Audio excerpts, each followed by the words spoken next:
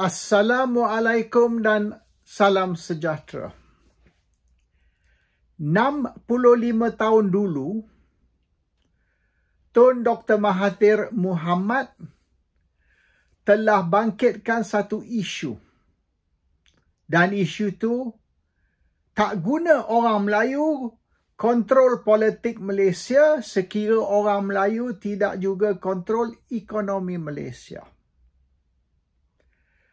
Walaupun masa itu, tahun 60-an, orang Melayu dominate politik Malaysia, tapi akan sampai satu hari apabila jumlah rakyat Malaysia dan jumlah pengundi bertambah lipat ganda dari hanya 5 juta kepada lebih dari 20 juta hari ini, orang Melayu tidak lagi akan undi untuk UMNO. UMNO akan hilang sokongan orang Melayu, pengundi Melayu dan politik Melayu akan berpindah kepada tangan bukan Melayu. Ataupun di dalam tangan gabungan kerajaan campuran Melayu dan bukan Melayu. Dan tidak ada makna sekira hari ini orang Melayu kontrol atau dominate politik Malaysia tapi tidak dominate ekonomi Malaysia because mereka yang dominate ekonomi akan menjadi pemerintah yang sebenar. Those who control the money, control the country. Not those who control parliament, Congress ataupun Senate. 65 tahun dulu. Ramalan Mahathir ini tepat. Hari ini kita sudah lihat apa yang Mahathir kata akan berlaku. Mahathir was a man ahead of his times. Mahathir saw into the future. Dan Mahathir sudah warning kita bahawasanya if we are not careful, orang Melayu akan hilang tanah Melayu. Tanah Melayu bukan lagi hak milik orang Melayu sebab orang Melayu tidak ada lagi control over the economy. Dan ini satu warning 65 tahun di mana Mahathir telah tulis surat kepada Perdana Menteri yang pertama Tengku Abdul Rahman dan Mahathir telah bangkitkan isu Melayu marah, Melayu mengamuk. Oleh kerana itulah berlakunya peristiwa 13 Mei. 13 Mei ini tercetus atas kemarahan orang Melayu dan walaupun orang Melayu masih semasa itu kontrol ataupun UMNO masih kontrol tapi pengaruh UMNO merosot dan yang jadi lagi teruk is ekonomi orang Melayu merosot dan orang Melayu menjadi susah. Hari ini kita dengar banyak sungutan dari orang Melayu. A lot of grumbling, komplain dari orang Melayu. Susahlah, duit tak ada lah, harga barang naik lah, ini dan itu.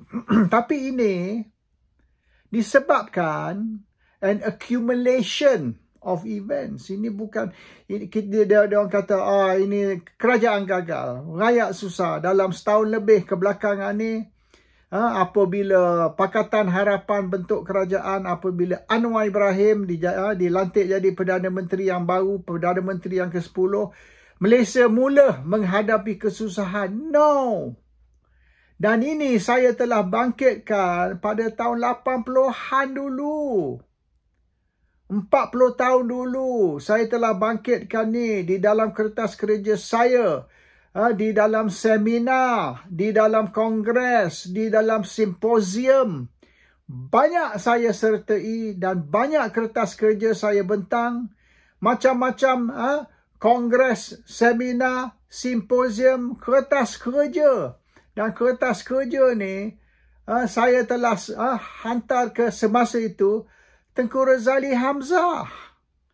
Semasa tu dia Menteri Kewangan, lepas tu menjadi Menteri Perdagangan. Kita banyak berhujah dengan Tengku Razali tentang masalah orang Melayu. Dan apa yang Mahathir cakap 65 tahun dulu sudah berlaku. Dan apabila Mahathir tulis surat kepada Tengku Abdul Rahman, tindakan Tengku Abdul Rahman ialah untuk memecat Mahathir dari UMNO.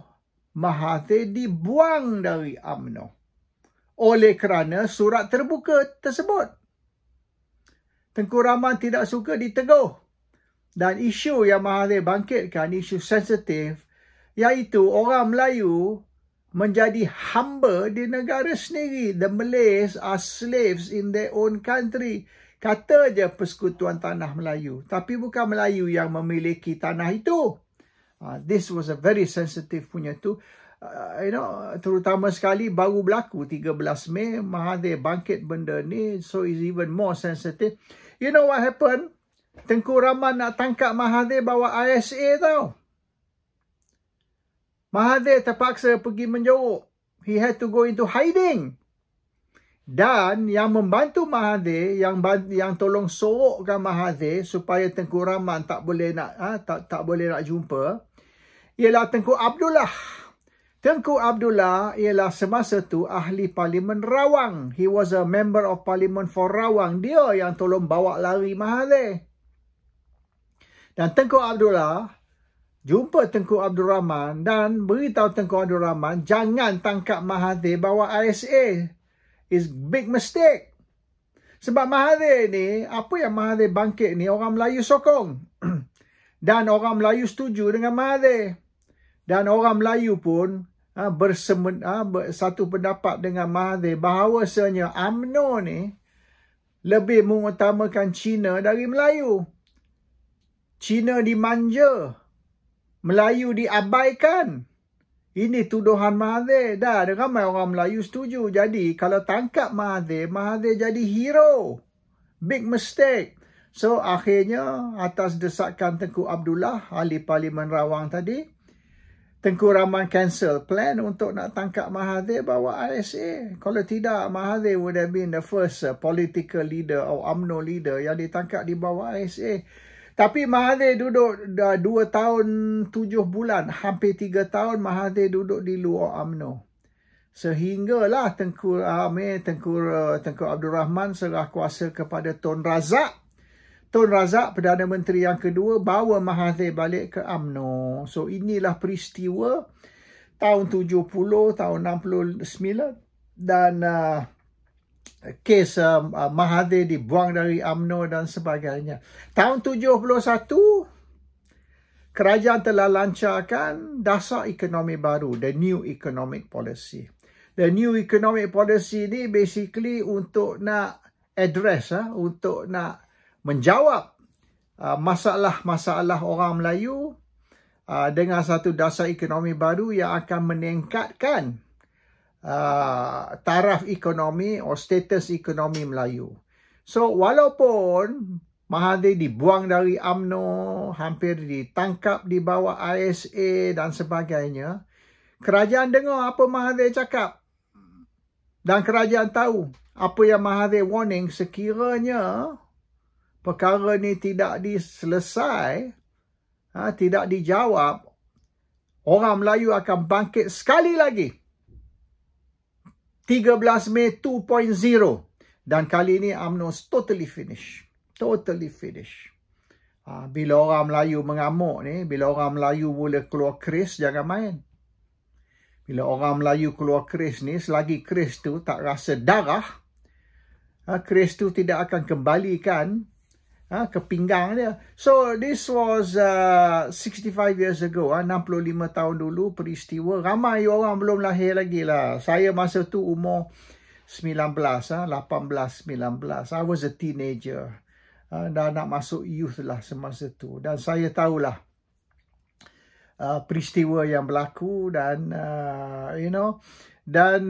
why today banyak perubahan oleh kerana dasar ekonomi baru. Dan yang lebih pentingnya, peristiwa hari ini,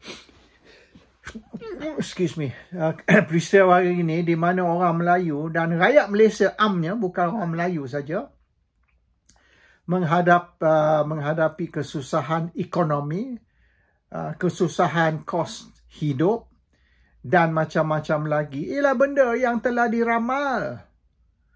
Dan tindakan yang perlu diambil telah pun dibentang.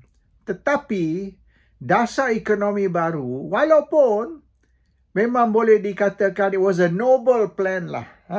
Satu rancangan yang murni dan mulia. A very noble plan. Tapi gagal. Dasar ekonomi baru gagal. Dan ada beberapa sebab kenapa dia gagal. Dan ini kita akan bincang. Kegagalan dasar ekonomi baru. Adakah ini kegagalan kerajaan atau kegagalan orang Melayu? Ini kita akan bincang dalam video akan datang. Untuk sementara waktu, I will stop here. Dan satu saja saya nak pesanlah sebelum saya tutup video ni. Sekira kita pergi kita pergi ke bandar besar jiran kita lah. Misalnya kita pergi Manila di Filipina, Jakarta di Indonesia, ataupun Bangkok di Thailand. Kita pergi ke tengok penyaga-penyaga kecil, hawkers lah, kita kata hawkers. Jual baju, jual makanan, yang menyaga tepi jalan, yang buka gerai, all these small time hawkers lah, family run ataupun one man show. Dan kita tengok yang jual macam-macam dia orang jual tepi jalan, di hawker stall, kadang-kadang di hawker stall tu di mana dia orang duk jual makanan dan apa semua tu. Kita tengok yang menjual tu semua orang tempatan tau. Ambil contoh Bangkok misalnya. Kalau kita pergi Bangkok kita pergi ke Pratunam, kita pergi ke food stall, food court. Dia banyak food court situ. They got a lot of food court dan makanan memang sedap. Saya selalu pergi tu.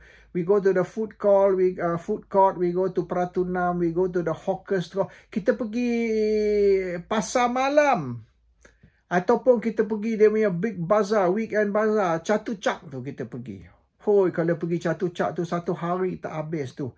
Tapi yang menjual semua tu orang lokal. Kita tak tengok dah all these hawker stall ke ataupun Chatuchak ke Pratunam ke ataupun food court ke ataupun gerai-gerai tepi jalan ke. Kita tak tengok dominated dengan orang asing.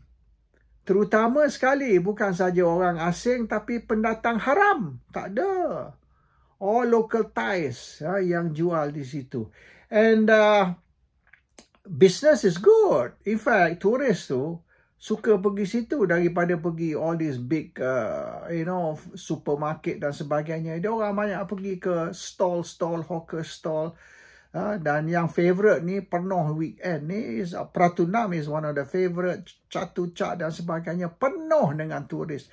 Tapi yang menjual is all local people, local Thai. We don't have orang Myanmar, orang Bangladesh, ataupun mana-mana pendatang asing atau pendatang haram yang menjual di situ. Tapi kalau kita pergi di Kuala Lumpur misalnya, dominated, boleh kata monopoli di banyak tempat di Kuala Lumpur, baik pasar malam ke, Chowkit ke, whatever lah, banyak tempat di Kuala Lumpur. Saya pun dah tak tahu semua tempat. Saya dah 15 tahun tinggal Kuala Lumpur. Saya pun tak tahu all the new hawkers area ataupun pasar malam area. Tapi semua orang asing ataupun pendatang haram yang duk jual di situ. Sebab apa? This hawker stall, peruncit, this penyaga kecil, this yang jual di food court, pasar malam. There's actually a very big economy tau. Satu ekonomi besar. So kita duduk fokus, orang Melayu tak ada terlibat dalam kontrak ini, kontrak. Kita duduk fokus orang Melayu ni menyaga dalam kontrak kerajaan yang besar. Tapi the main economy for most of our neighbors lah is actually the small time traders, small time business. Tapi yang tu orang Melayu tidak dominate. Yang tu orang asing dan pendatang haram yang dominate. Sebab apa kerajaan tidak clean up Kuala Lumpur once and for all?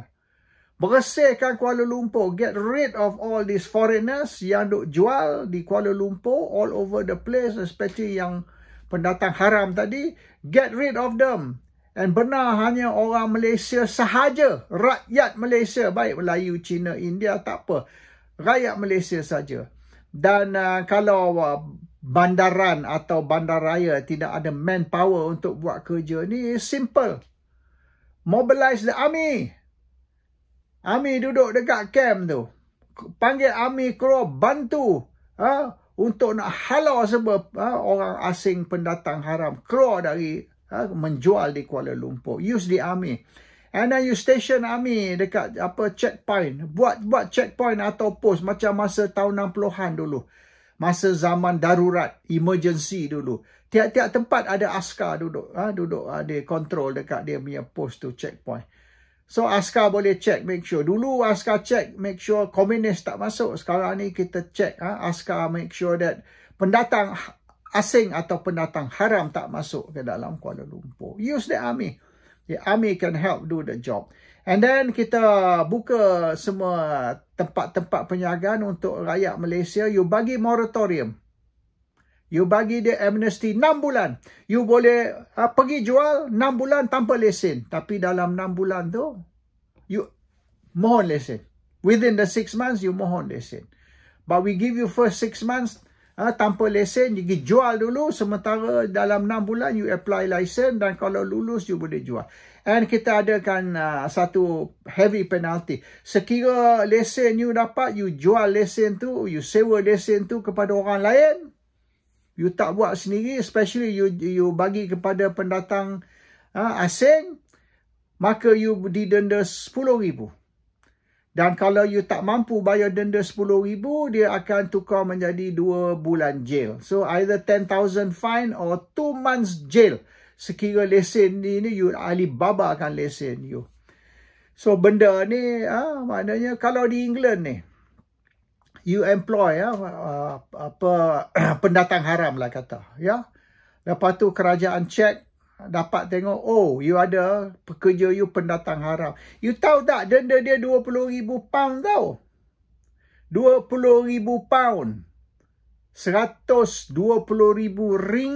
Ini saya cerita RM10,000. Di sini RM120,000. Ada restoran yang employ sampai 5 orang pendatang haram tu. Dia kena £100,000 denda. Bankrupt. Tutup kedai. Tak mampu nak bayar. So we must be very strict. Kalau kat sini ni, you kena ni, you bankrupt tau. So we have to do that in Malaysia. Denda, penjara kalau tak boleh bayar denda, kalau you jual lesen you, sewa lesen ke pendatang haram and so on. So what we need, mobilize the army. Kita ada ramai askar yang sekarang duduk tunggulah untuk to be ordered to. And once we clean up Kuala Lumpur, kita bersihkan Kuala Lumpur, kita make sure tidak ada lagi pendatang haram atau pendatang asing yang menjual di baik gerai, pasar malam ke whatever, is rakyat Malaysia. That is a very big economy. Itu boleh mengatasi banyak masalah ekonomi rakyat Malaysia dan orang Melayu. So anyhow, kita akan sambung on our third video dia tentang dasar ekonomi baru, kegagalannya dan sebab apa dia gagal dan nak salahkan siapa tentang kegagalan tersebut. Assalamualaikum. Salam sejahtera.